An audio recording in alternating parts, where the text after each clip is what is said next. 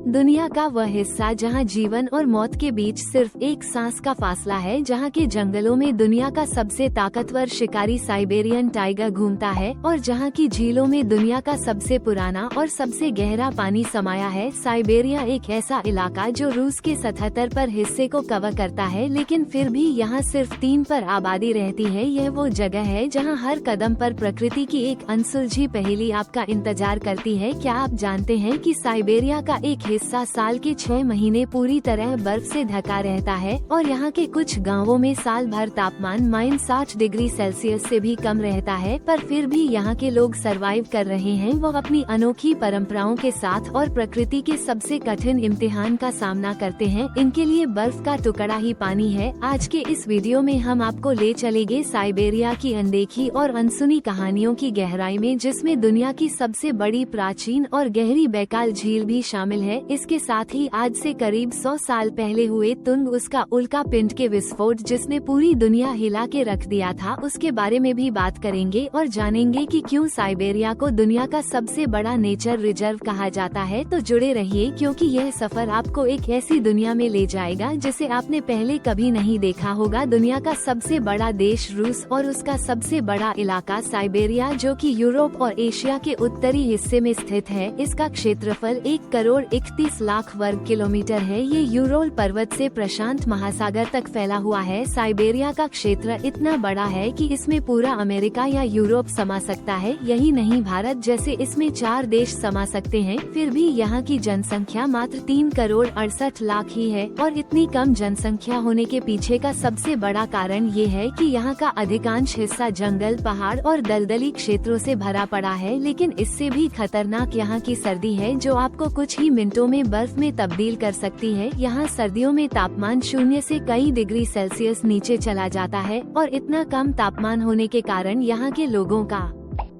रहन सहन बहुत कठिन है। साइबेरिया का सबसे ठंडा इलाका ओमयाकन को माना जाता है। ये रूस के याकुतिया गणराज्य में स्थित है। यह इलाका धरती पर सबसे कम तापमान में से एक है। सर्दियों में यहाँ का तापमान 71.2 डिग्री सेल्सियस तक पहुँच जाता है, जो कि किसी भी बसे हुए इलाके के लिए बेहद कम तापमान है। यहाँ सर्दियों में धूप निकलती तो है, लेकिन तापमान इतना कम होता है कि धूप की किरणें भी गर्माहट नहीं दे पाती हैं। यहाँ के लोगों को कठोर सर्दी में रहने के लिए कई तरह की चुनौतियों का सामना करना पड़ता है। यहाँ पानी की पाइपलाइन जम जाती है, कारें स्टार्ट नहीं होती और रास्ते बर्फ से ढक जाते हैं। जब इंसान अगली सुबह उठता है तो उसकी कारों का हाल कुछ ऐसा रहता है। सारी कारों के ऊपर बर्फ का मोटा लेयर जम जाता है, जिसे इन छोटे छोटे फावड़े हटाया जाता है। इनको देखकर ऐसा लगता है कि सदियों से यह गाड़ियाँ ऐसे ही खड़ी हैं। अगर आप इन जगहों पर अपनी गाड़ी पार्क करेंगे तो आपकी गाड़ी के ऑयल, लुब्रिकेंट और गाड़ी में जितने भी तरह के ऑयल डाले जाते हैं वो रात भर में जम जाएंगे और आप अपनी गाड़ी स्टार्ट नहीं कर पाओगे और आपकी गाड़ी अगली सीजन में स्टार्ट होगी जब गर्मी का मौसम आएगा। हालांकि ऐसी परेशानी ना आए, इसके लिए या तो आप कार को चलाकर छोड़ दो जिससे आपकी कार गर्म होती रहे, या फिर इस प्रकार की विशेष कवर से गाड़ी को ढक दो। हालांकि यह कई मामलों में काम नहीं करता, या फिर कुछ गैराज ऐसे हैं जहां पर आप अपनी गाड़ी को पार्क कर सकते हैं। ये गैराज अंदर से गर्म होते ही, जिससे आपकी गाड़ी फ्रीज होने से बच जाती है। यहाँ हैंड पंप में पानी गर्म करने का गीजर लगा होता है, जिसकी वजह से पानी जमता नहीं। नहाने के लिए यहाँ के लोग किसी बड़े टैंकों में पानी को गर्म करते हैं, फिर नहाते हैं। यहाँ के टॉयलेट घरों में ना होकर बाहर होते हैं, क्योंकि अगर यह घर के अंदर होंगे तो बर्फ की वजह से अगर इनकी पाइपलाइन जम गई तो पूरे घर में गंदगी फैल जाएगी। अगर आप यहाँ बाहर कुछ भी खाते हैं तो आपके पेट में जाने से पहले वह बर्फ बन जाएगा। यहाँ तक कि जब आप गर्म पानी को हवा में फेंकते हैं तो वो भी नीचे गिरने से पहले बर्फ में तब्दील हो जाता है। याकुत्स्क, जो कि एक शहर है, वह भी बिल्कुल ओमियाकोन की ही तरह ठंडा है।